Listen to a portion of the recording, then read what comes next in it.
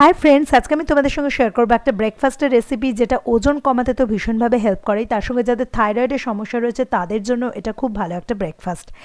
এটা মুগ ডালের চিলা। মুগ ডালের চিলার মধ্যে রয়েছে প্রচুর পরিমাণে প্রোটিন ফাইবার যেটা আমাদের পেট অনেকক্ষণ ধরে ভর্তি রাখে, ফলে সহজে খিদে পায় না, ক্রেভিং হয় না এবং আমাদের ওজন তাড়াতাড়ি কমে। এছাড়া এর মধ্যে রয়েছে folate, vitamin B, zinc, selenium. এছাড়া গ্লাইসেমিক ইন্ডেক্সও অনেকটা কম। তো চলো দেরি না করে ভিডিওটা স্টার্ট করি। তো চিলাটা বানানোর জন্য আমার লাগবে খোসা সমেত গোটা মুগ ডাল। তো এই মুগটাকে আমি ভালো করে ধুয়ে সারা রাত্রি জলে ভিজিয়ে রেখেছি। এরপরে আমি মিক্সির মধ্যে এই ভিজিয়ে রাখা মুগটাকে নিয়ে নেব। এতে আমি অ্যাড করে দেব কয়েক টুকরো আদা এবং 1 টিস্পুন মতো গোটা জিরে। এই দুটো স্পাইসি কিন্তু আমাদের খাবার হজম করতে যেরকম হেল্প করে সেরকম কিন্তু আমাদের ওজন কমাতেও ভীষণভাবে হেল্প করে। এটাতে যারা রসুনের ফ্লেভার পছন্দ করো তারা 4-5 কোয়া মতো রসুন অ্যাড করে দেবে। আর যদি এটাকে সম্পূর্ণভাবে নিরামিষ খেতে চাও তাহলে এর মধ্যে 1 চিমটে মতো হিং অ্যাড করে দেবে। দিয়ে এটাকে আমি সামান্য একটু জল এতে অ্যাড করে খুব ভালো করে আমি ব্লেন্ড করে নেব। দেখো এটা খুব ভালো মতো ব্লেন্ড হয়ে গেছে। এবার এইটাকে আমি একটা বাটির মধ্যে ঢেলে নেব।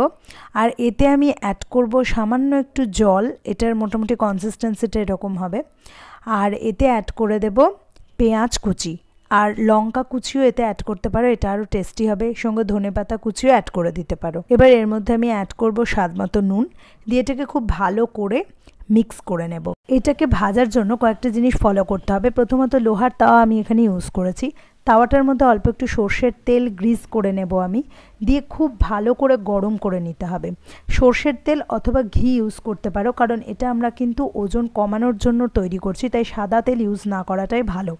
এবার তাওয়া থেকে যখন ধোয়া উঠতে থাকবে তখন এর মধ্যে আমি অ্যাড করব ব্যাটারটা খুব ভালো মতো ছড়িয়ে দেব ভালো করে, দিয়ে এটাকে এক পিঠ ভালো করে ভাজতে দিতে হবে। একদম সিম আঁচে এই কাজটা করতে হবে।